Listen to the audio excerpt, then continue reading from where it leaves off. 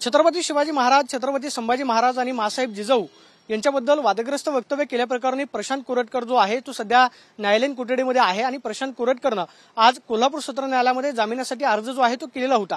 आज प्रशांत कोरटकरला अपेक्षा होती की कोल्हापूर सत्र न्यायालयाकडून जामीन जो आहे तो मंजूर केला जाईल, मात्र आज ज्यावेळेस कोर्टानं दोन्ही पक्षांना लेखी युक्तिवाद जो आहे तो सादर करायला सांगितलेलं होतं आणि 1 तारखेला आम्ही जामीन अर्जावरती निर्णय घेऊ असं कोर्टानं सांगितलेलं होतं। मात्र सकाळी ज्यावेळेस आरोपीचे प्रशांत कोरटकरचे वकील सौरभ घाग यांनी युक्तिवाद करताना सुरुवातीला काही महत्त्वाचे मुद्दे जे आहेत ते न्यायालयासमोर मांडले। ते म्हणजे प्रशांत कोरटकरला ज्यावेळेस अटक झाली, अटक झाल्याच्या दुसऱ्या दिवशी स्वतःहून प्रशांत कोरटकर जो आहे तो नागपूर पोलिसांना माहिती देण्यासाठी गेलेला होता आणि त्याने ऑडिओ क्लिप जे आहे ती फेसबुकवरती सुद्धा टाकलेली होती।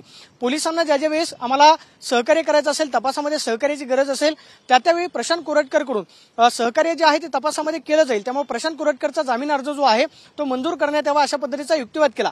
मात्र सौरभ घाग यांच्या युक्तिवादामधले 2-4 महत्त्वाचे मुद्दे जे आहेत जे त्यांनी न्यायालयासमोर ठेवले ते म्हणजे प्रशांत कोरटकर हा तपासामध्ये वारंवार सहकार्य जे आहे ते करतोय, मात्र प्रशांत कोरटकरवरती जो आरोप करण्यात आलेला होता की वकिलांना प्रशांत कोरटकरनं जो मोबाईल वापरलेला आहे किंवा इंद्रजित सावंतांना ज्या मोबाईलद्वारे त्यांना धमकी दिली त्या मोबाईलमधला डेटा जो आहे तो प्रशांत कोरटकरनं डिलीट केलेला आहे। मात्र सौरभ घाग यांनी आज खरं तर युक्तिवाद करत असताना न्यायालयासमोर हे स्पष्ट केलेलं होतं की आम्ही या मोबाईलमधला डेटा जो आहे तो डिलीट केलेला नाही, हा खोटा आरोप जो आहे तो आमच्यावरती करण्यात येतोय। मात्र तक्रारदार आणि पोलिसांचा एवढा अट्टहास प्रशांत कोरटकर यांना अटक करण्यासाठी का होता असा सुद्धा सवाल जो आहे तो सौरभ घाग यांनी न्यायालयासमोर उपस्थित केलेला होता। या सगळ्या प्रकरणाचा तपास जो आहे तो कोल्हापूर पोलिसांनी पूर्ण केलेला आहे, त्यामुळे आणखी या प्रकरणामध्ये प्रशांत कोरटकर यांना खरं तर ताब्यामध्ये घेऊन चौकशी करण्याची गरज नाही अशा पद्धतीचा युक्तिवाद जो आहे तो केला आणि जामीन अर्ज जो आहे तो मंजूर करावा अशा पद्धतीचा युक्तिवाद केला। मात्र या युक्तिवादाला काउंटर करत असताना पोलिसांच्या म्हणजे खरं तर सरकारी वकिलांकडून सगळ्यात महत्त्वाचे मुद्दे जे आहेत ते कोर्टामध्ये उपस्थित करण्यात आले। त्यातला सगळ्यात पहिला मुद्दा होता तो म्हणजे प्रशांत कोरटकर यांना जे छत्रपती शिवाजी महाराजांबद्दल आक्षेपार्ह विधान केलेलं होतं ते म्हणजे छत्रपती शिवाजी महाराजांचे बायोलॉजिकल फादर कोण आहेत या वक्तव्यामुळे 2 समाजामध्ये तेढ निर्माण होऊ शकतं अथवा समाजामध्ये अशांतता जी आहे ती प्रस्थापित होऊ शकते। ब्राह्मण समाज आणि मराठा समाजामध्ये वाद लावण्याचा हा प्रयत्न आहे। हा सगळ्यात महत्त्वाचा मुद्दा जो आहे तो सरकारी वकील सूर्यकांत पवारांनी आज न्यायालयासमोर उपस्थित केला। सगळ्यात महत्त्वाचं म्हणजे कोल्हापूर पोलिसांकडून या प्रकरणामध्ये जो तपास केला जातोय इंटरकनेक्टेड पद्धतीनं या प्रकरणाचा तपास जो आहे तो पोलिसांना करायचा आहे। तो म्हणजे प्रशांत कोरटकरवरती ज्यावेळेस गुन्हा दाखल झाला त्यानंतर जवळपास 1 महिना प्रशांत कोरटकर जो आहे तो फरार होता आणि फरार काळामध्ये प्रशांत कोरटकर ज्या राज्यामध्ये गेला, प्रशांत कोरटकरला ज्या ज्या व्यक्तीने मदत केली त्या सगळ्यांना पोलिसांनी खरं तर तपास कमी नोटीस जी आहे ती बजावलेली होती।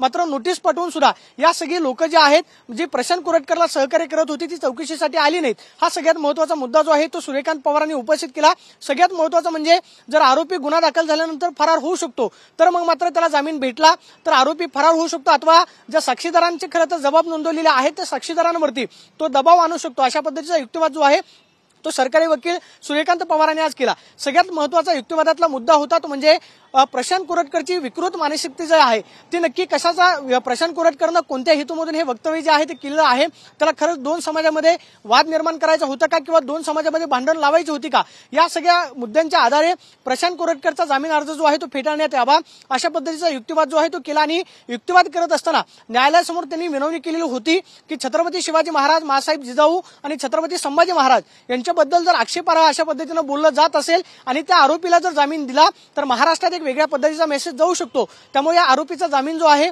तो मंजूर करण्यात येऊ नये अशा पद्धतीचा युक्तिवाद सरकारी वकिलांनी केला। आणि त्यानंतर इंद्रजित सावंत यांनी खरं तर प्रशांत कोरटकरनं इंद्रजित सावंतांना धमकी दिलेली होती, त्या असीम सरोदे यांनी खरं तर युक्तिवाद करताना म्हटलेलं होतं की आरोपी जो आहे त्या आरोपीनं खोटी माहिती जी आहे ती सादर करण्याचा प्रयत्न केला, ते म्हणजे इंद्रजित सावंतांवरती कोणत्याही पद्धतीचा गुन्हा जो आहे इतर कोणत्याही पोलीस ठाण्यामध्ये गुन्हा दाखल नाही अशा पद्धतीची चुकीची माहिती जी आहे ती दिलेली आहे। त्यामुळे इंद्रजित सावंत यांची माफी जी आहे ती आरोपीनं मागावी, वकिलांनी मागावी अशा पद्धतीचा युक्तिवाद जो आहे तो असीम सरोदे यांनी केलेला आपल्याला पाहायला मिळाला। सगळ्यात महत्त्वाचं म्हणजे आरोपी जर गुन्हा दाखल झाल्यानंतर फरार होऊ शकतो, जर आरोपीला जामीन भेटला तर आरोपी पुन्हा एकदा फरार होऊ शकतो, त्यामुळे आरोपीचा जामीन जो आहे तो मंजूर करण्यात येऊ नये अशा पद्धतीचा बाजू जी आहे ती असीम सरोदे सरांनी मांडली।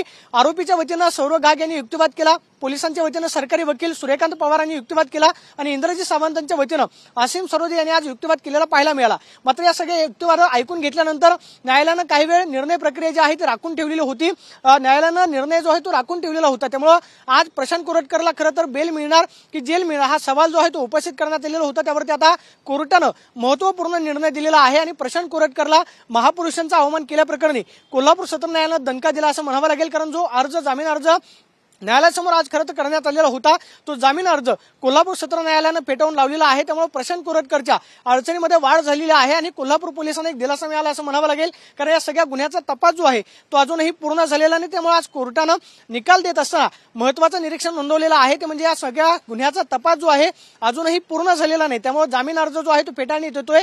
जर कदाचित मोबाईलमधला डेटा आरोपी डिलीट करत असेल तर जामीन मिळाल्यानंतर तो बाहेर जाऊन इतर साक्षीदारांवरती सुद्धा दबाव आणू शकतो, अशा पद्धतीची प्रतिक्रिया जी आहे ती इंद्रजित सावंतांच्या वकिलांनी दिलेली आहे। त्यामुळे आज कोर्टानं हा जामीन अर्ज जो आहे तो फेटाळून लावलेला आहे। त्यामुळे प्रशांत कोरटकरनं जो जामीन अर्जासाठी खरं तर न्यायालयासमोर आज युक्तिवाद केलेला होता तर आता प्रशांत कोरटकरला दणका दिला असं म्हणावं लागेल आणि कोल्हापूर सत्र न्यायालयानं प्रशांत कोरटकरचा जामीन अर्ज जो आहे तो फेटाळून लावलाय।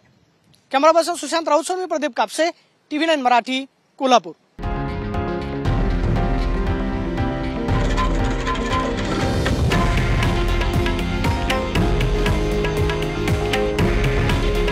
हे आहे देशातील नंबर 1 न्यूज नेटवर्क आणि आपण पाहत आहात TV9 मराठी। काळजी तुमची, हित महाराष्ट्राचं।